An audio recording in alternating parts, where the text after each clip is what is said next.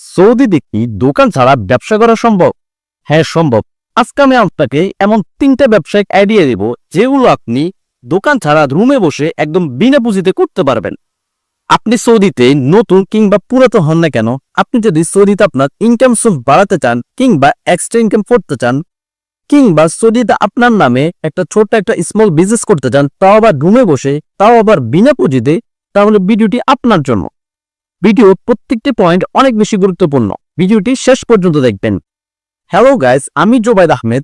আপনি যদি আমার হ্যালো সৌদি বাংলা এই ইউটিউব চ্যানেলে নতুন হয়ে থাকেন এবং সৌদি আরব সম্পর্কে নতুন নতুন ডেইলি আপডেট সবার আগে পেতে চ্যানেলটি সাবস্ক্রাইব করে রাখুন।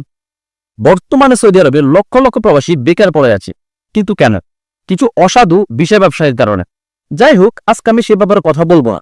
আমি কথা বলবো আপনারা যারা বেকার আছেন, আপনারা চাইলে এই 3টি ব্যবসা করার মাধ্যমে আপনাদের বেকারত্ব দূর করতে পারেন।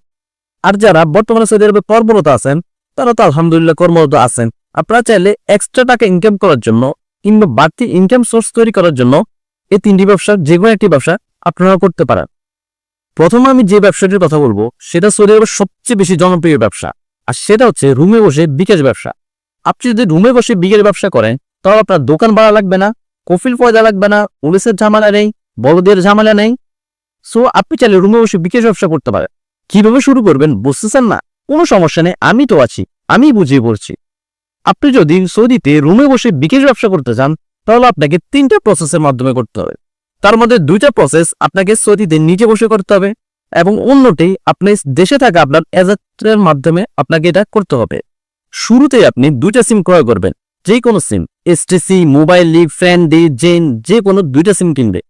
একটা সিমের নাম্বার হোয়াটসঅ্যাপ নাম্বার, আপনার গ্রাহকরা সবাই জানবে, যেখানে তারা নাম্বারে টাকা পাঠানোর জন্য বলবে। এবং দ্বিতীয়টি, এটা গোপন নাম্বার, এটা কেউ জানবে না, শুধুমাত্র আপনি জানবেন। দ্বিতীয়ত, আপনি মানুষের এসব টাকা দেশে কিভাবে পাঠাবে তার 2টি মাধ্যম আছে। একটি হচ্ছে হুন্ডি মাধ্যম, দ্বিতীয়টি ব্যাংক। কিন্তু আমরা চেষ্টা করি হুন্ডিতে না যাওয়ার জন্য, কারণ হুন্ডির সাথে ব্যবসা করলে সে হয়তো আপনার সাথে প্রতারণা করতে পারে, তখন আপনি অনেক বড় বিপদে পড়ে যাবেন। তো আপনি চেষ্টা করুন ব্যাংকের মাধ্যমে দেশে টাকা পাঠানোর জন্য। সৌদি আরবে কি কি ব্যাংক আছে? আল জাজিরা, আল রাজি, এসএনবি, আল রিয়াদ।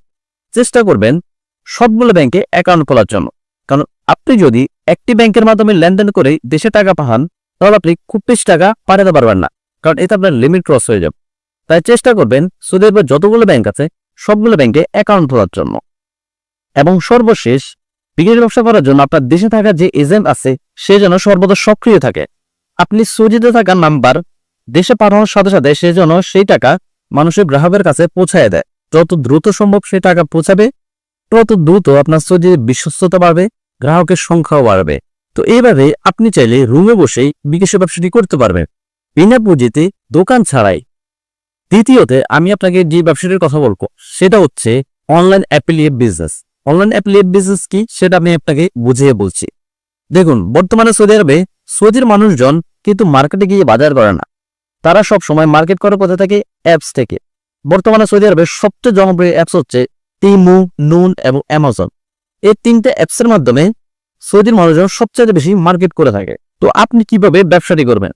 এই ব্যবসাটি করার জন্য আপনার 1 টাকা পুঁজি লাগবে না, শুধুমাত্র একটু বুদ্ধি খাটাতে হবে। আর আপনি যত বেশি মানুষের মার্কেট করবে, আপনি তত বেশি কমিশন পাবেন। মানুষের টিমু, নুন, অ্যামাজন থেকে যত বেশি মার্কেট করবে, আপনি তত বেশি কমিশন পাবেন। কিভাবে? তারা যদি আপনার প্রোমো কোড দিয়ে নুন, টিমু এবং অ্যামাজন অ্যাপস খুলে থাকে, আপনি চেষ্টা করবেন আপনার আশেপাশে যত লোকজন আছে, বাঙালি বা যতজন পরিচিত আছে, সবার ফোনে আপনি নুন, টিমু এবং অ্যামাজন এগুলোর ব্যাপারে মানুষকে জানাবেন। তারা এই অ্যাপস থেকে যত বেশি ক্রয় করবে, যত বেশি মার্কেট করবে, আপনি সেখান থেকে সামান্য কিছু হইলেও কমিশন পাবেন। এই সামান্য কিছু, একটা কথা আছে, ক্ষুদ্র ক্ষুদ্র বালুকণা বিন্দু বিন্দু জল গড়ে তোলে মহাদেশ সাগরত। এই সামান্য সামান্য কমিশন আপনার মাস শেষে তার হিউজ একটা অ্যামাউন্টে পরিণত হবে। এবং তৃতীয়ত, আপনি যেটা করতে পারেন সেটা হচ্ছে ঘরে বসে, রুমে বসে অনলাইন বিজনেস। আপনি দেখে থাকবেন বর্তমানে বাংলাদেশে সৌদিতে যে যেখানে পাচ্ছে একটা ফেসবুক পেজ খুলে যে যেটা পাচ্ছে সে সেটা বানিয়ে বিক্রি করছে।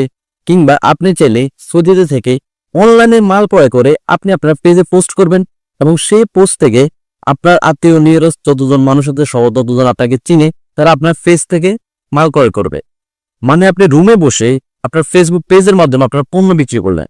কিংবা আপনি চাইলে এটাও করতে পারেন, আপনি যদি কোনো একটা কোম্পানিতে কাজ করেন আর সেই কোম্পানি যদি লোক 100, 200, 300 হয়ে থাকে, সেক্ষেত্রে আপনি চাইলে রুমে বসে মুদি কিংবা আপনি সবজি বিক্রি করতে পারেন।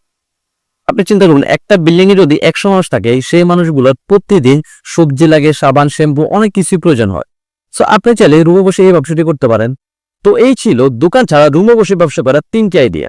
এর মধ্যে আপনার কোনটি ভালো লেগেছে সেটা কমেন্ট করে জানান, কোন ব্যাপারটা আপনি বুঝেন না সেটা কমেন্ট করে জানান, এবং ভিডিও যদি ভালো লেগে থাকে তাহলে লাইক দেন। ধন্যবাদ।